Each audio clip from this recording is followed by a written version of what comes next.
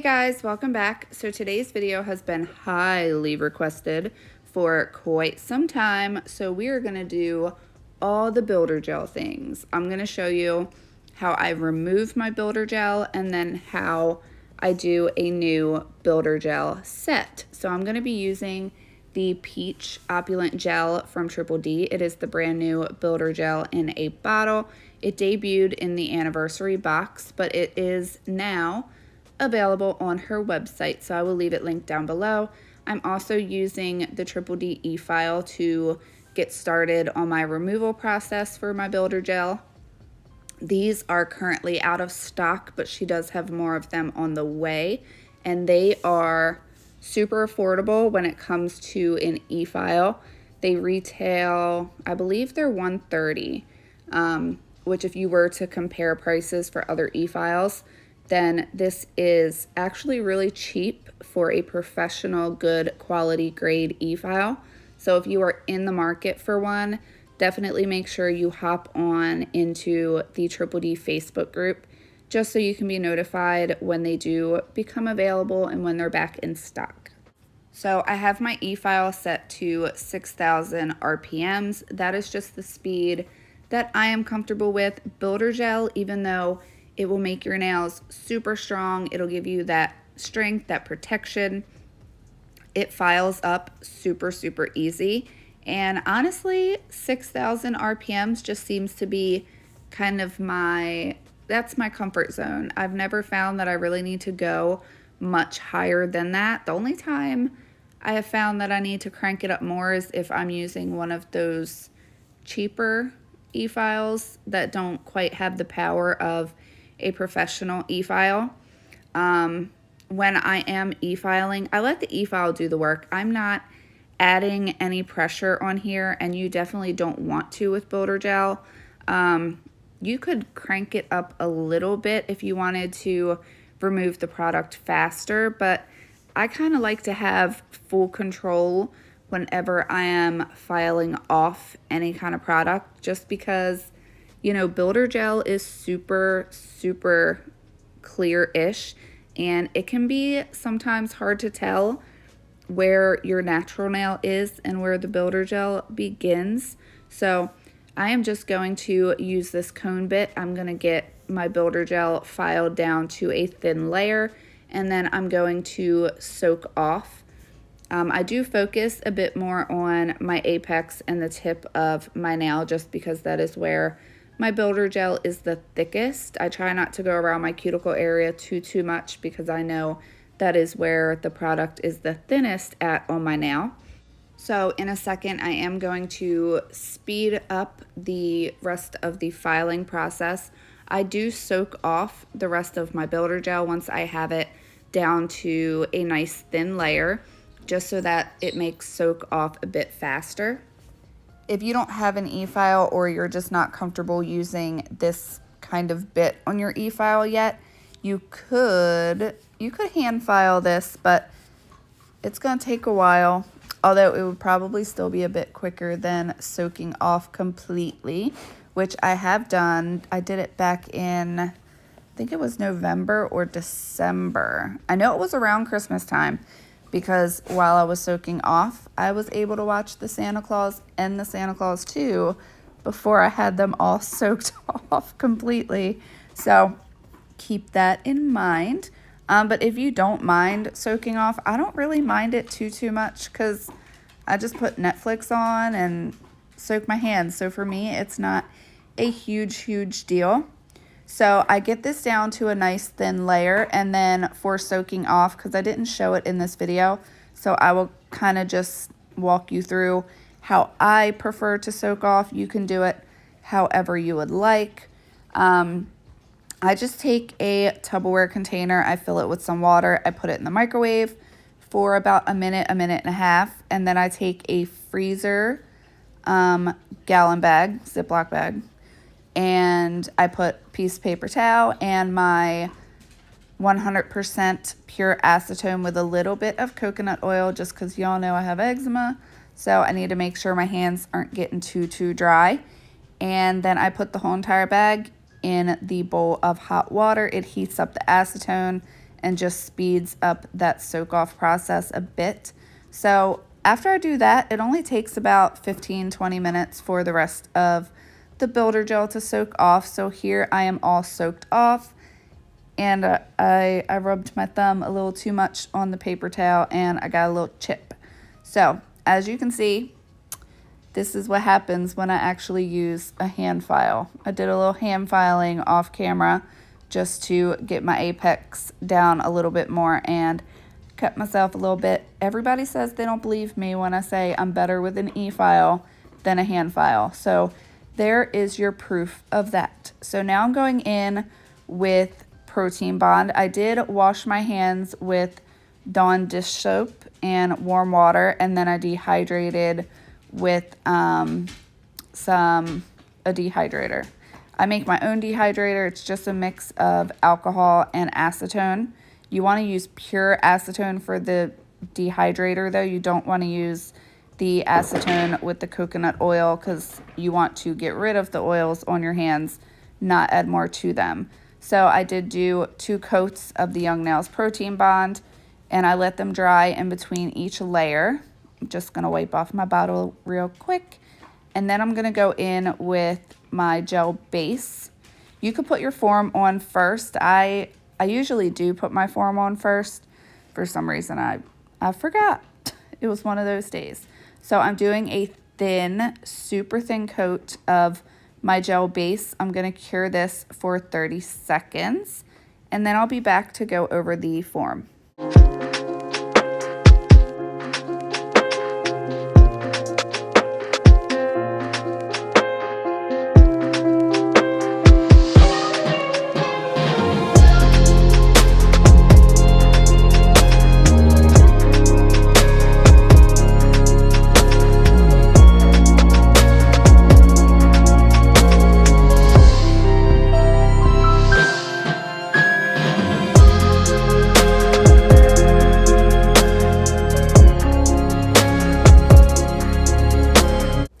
So now I'm ready to apply my form. I'm going to pop the sticker out. I'm going to place it on the back. This is going to give my form a little bit of added strength to it. It's going to make sure it's not going to move around on me.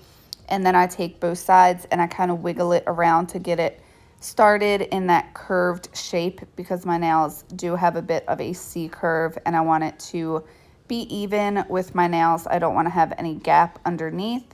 So when you're doing a paper form, you want to look at your whole entire finger, not just your nail. That's going to help you get it centered. So you want to kind of imagine you have an invisible line down the center of your whole entire finger. So do that, and then you want to make sure that that black line on the form lines up with that invisible line down your finger, if that makes sense. You want to make sure the form is nice and flush with your natural nail. You don't want to have any gap in there. So as you can see, it's nice and centered all the way from the bottom of my thumb down to the tip of that nail form. And you want to make sure you close up everything really good on your nail form. Close up those pink flaps on your skin, just to make sure that when you put your hand in the lamp, that your form is not going to open up on you whatsoever. And now I'm ready for my builder gel application. So as you can see, this is the Peach Builder Gel. If you have any of the Triple D potted gels, you might be able to tell by looking at it. This is a little bit thinner than the potted gel, but that's partially why I wanted to use the paper forms, because I wanted you guys to be able to see that you can still build up a nail with this. So I like to do one thin layer first on my whole entire nail. I do a total of 3 layers, but it'll depend on how thick or how thin you want your builder gel to be. I do 3 layers, but they still turn out really thin. You guys will see once I'm done all of my builder gel. So I do a thin, kind of like a slip layer on my whole nail, and then I will go back in and grab a little bit of a larger bead and start to kind of build up the nail. I am going for short nails just because I wanted more of my natural nails kind of, I want to let them grow out. So I am going to build up just to fix that chip that I did. But I'm weird and I like to do them a little bit longer even when I'm just doing a repair, because I would rather have extra to file than to be completely done in application and realize I didn't do enough and then have to make them shorter than I wanted to. Hopefully that makes sense. It does to me. But you could obviously put a bead out more on the form and create a much larger nail extension if you wanted longer nails. So I went ahead and I did that real quick. I just went around my whole entire nail, made sure I had a thin layer around that form. Right now I'm just evening that all out. I want to make sure it's even with my sidewalls because I don't, like I said, I don't want to pop off my form and not have enough gel there. So I'm going to go ahead, get that first layer cured. I am going to cure this one for a minute, a full 60 seconds once I finally finish up and get it in my lamp, because I'm only going to do this one layer and then I'm going to pop this form off. So I'm going to go ahead and get that cured. As you can see, it's nice and even, nice and flat. I don't have any gaps in there. I'm just letting it self-level for a second. So now it's been cured for a full minute. I'm just going to remove my form, just squeeze it at the tip and it pops right off. And there is my nail extension. So my second layer with the builder gel, I do a little bit thicker. This is when I'm going to focus on building up my apex a bit, making sure that the free edge of my nail has enough gel to where it's going to be nice and strong. It's not going to be flimsy or flexible or anything. So I'm going to just go ahead and apply that a little bit thicker. But I wanted to do a full set with this new builder gel. I very well could have just did a fill-in, but I wanted you guys to see the true color of this builder gel. It is more opaque, obviously, because it's a peach. It's not like the pink builder gel in the pot, which I still love. I still love the pink, but I love that this builder gel is a little bit more full coverage. So if you are one of those girls who you don't like to see your nail plate when you have an overlay on, this would be really, really good for you.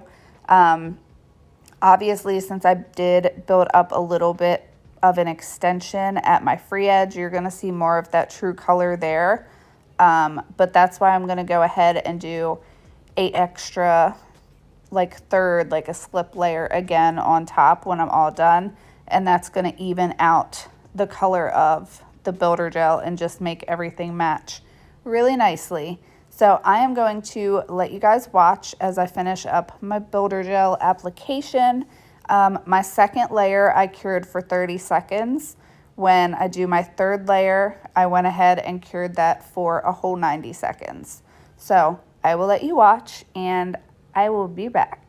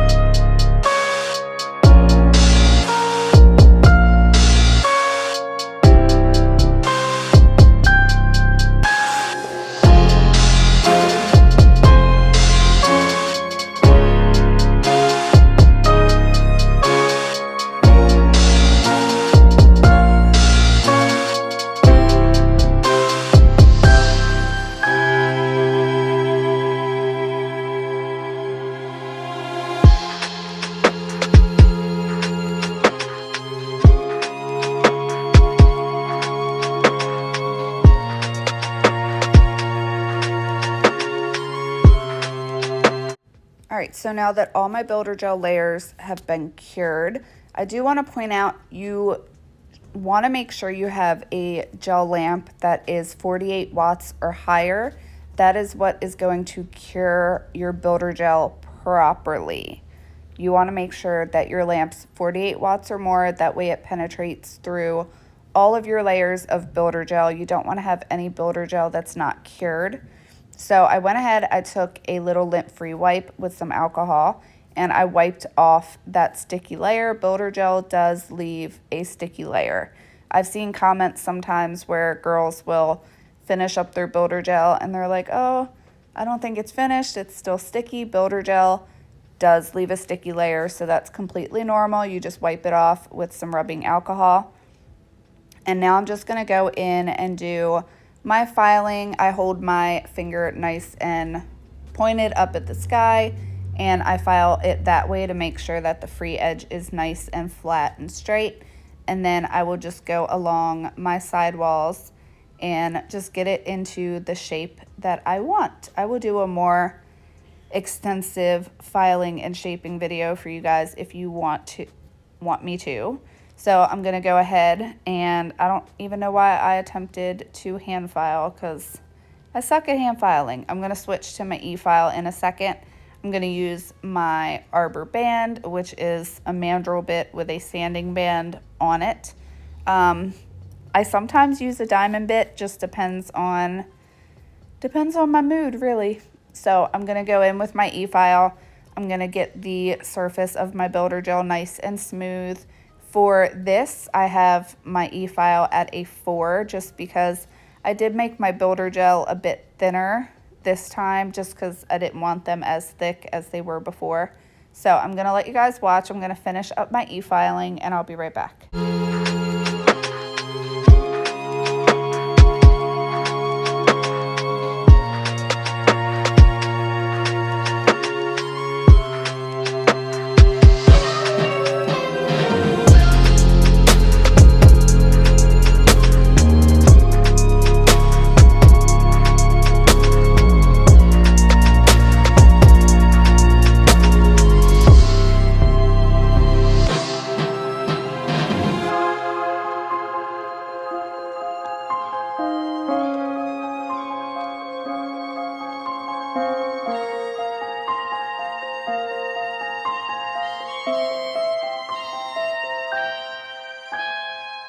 Alright, so again, I'm just going to take some rubbing alcohol and a lint-free wipe and just clean off all that excess dust on my nails. And then for me, since I use peel base, I like to do a gel top coat over my builder gel. That is optional. You could do peel base straight over the builder gel as it is. I would just buff it really nice and smooth. But I actually went ahead and I gave my nails a couple days. I think I gave it 2 days. I wanted my thumb to heal a bit, so you can see there my thumb looks a lot better. Whenever I nick myself like that, I put antibiotic ointment on there just to help speed up the healing process. You want to make sure nothing's going to get infected. But whenever I nick myself like that, I won't do anything else on my nails. I will let them heal for a couple days because you don't want to have a boo-boo and then go and file even more. So I did my gel top coat, and now you're ready for peel base, but this is the finished result. I hope you guys enjoyed this video. I hope you found it helpful, and I will catch you all in my next one. Bye, guys.